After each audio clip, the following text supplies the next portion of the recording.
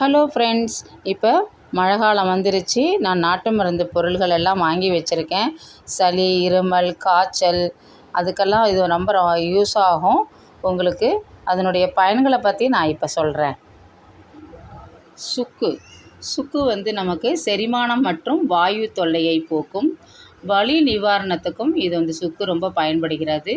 தலைவலி மற்றும் சளி அது எல்லாமும் இதை நல்லா போக்கக்கூடும். கஷாயம் வச்சு இதை குடிக்கலாம்.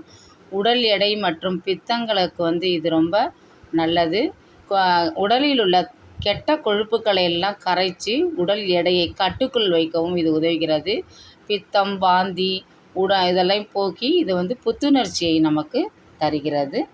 அவ்வளவு மருத்துவ குணங்கள் இதில் இருக்கிறது. அதிமதுரம் நமக்கு தொண்டை மற்றும் இருமல், சளியெல்லாம் இதை போக்குறதுக்கு உதவுகிறது. செரிமான சக்தியையும் இது போக்கும். உடலுள்ள சரும பாதுகாப்பு இதை அரிப்பு மற்றும் சிவத்தலையை குறைக்கிறது. உடல் குளிர்ச்சியை தருகிறது. இது நோய் எதிர்ப்பு சக்திக்கு சிறந்தது. இதில் நிறைய மருத்துவ குணங்கள் உள்ளது. அதிமதுரம். கண்டத்திப்புளி சளி மற்றும் இருமல், நெஞ்சில் தங்கியிருக்கும் கபத்தையும் எளிதில் வெளியேற்றும். செரிமான சக்தியை கொடுக்கிறது. உடல் வலியை இது போக்கும்.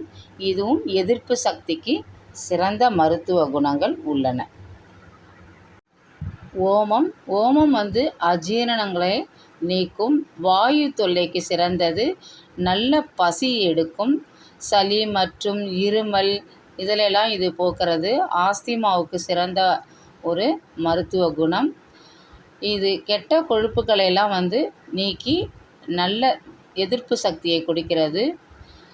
ஓமத்தண்ணியை நன்கு குடித்தால் நம்ம உடம்பில் உள்ள கொழுப்புக்கள்லாம் கரையும். சிறந்த மருத்துவ குணம் இதில் உள்ளது.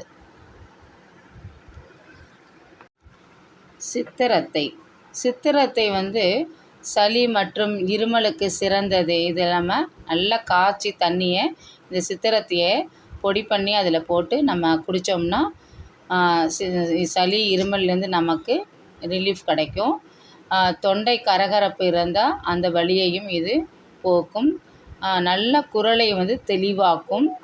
வலி நிவாரணம், மூட்டு வலி, வாத வலி இதையெல்லாம் குறைக்கிறது. இது நல்லா செரிமான சக்தி, அதாவது பசியை தூண்டி வயிற்று பொறுமலையும் சரி செய்கிறது இந்த சித்திரத்தை. அரிசி திப்பிலி சளி, இருமல் மற்றும் செரிமான கோளாறுகளை போக்கக்கூடியது. சிறந்த பாரம்பரியமான மூலிகையாகும். இதில் நிறைய எதிர்ப்பு சக்தியும் நமக்கு இதில் இருக்கிறது. அரிசி திப்பிலி.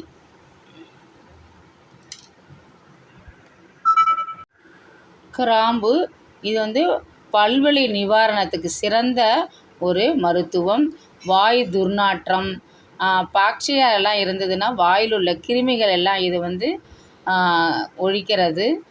செரிமான சக்தியை சீராக்கும். வாயு தொல்லைக்கும் இது சிறந்தது.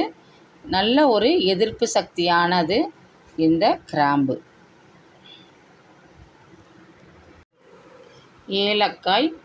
ஏலக்காய் செரிமான சக்தியை மேம்படுத்தும். இரத்த அழுத்தத்தை கட்டுக்குள் வைக்கும். வாயு நாற்றத்தை போக்குதல் மற்றும் உடலில் உள்ள நச்சுக்களை நீக்கி பல ஆரோக்கிய நன்மைகளையும் நமக்கு தருகிறது. இரத்த அழுத்தத்தை ஒழுங்குபடுத்தி இதய செயல்பாட்டையும் மேம்படுத்துகிறது. சர்க்கரையை கட்டுக்குள் வைக்கவும் இது உதவுகிறது.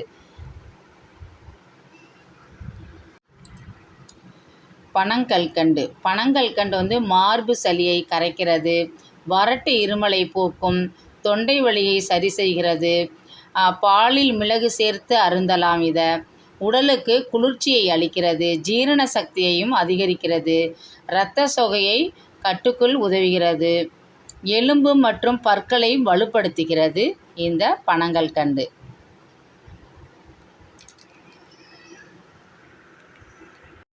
இதுவரைக்கும் நம்ம இந்த நாட்டு மருந்துகளுடைய பயன்களையும் நன்மைகளையும் நம்ம தெரிஞ்சுட்டோம்.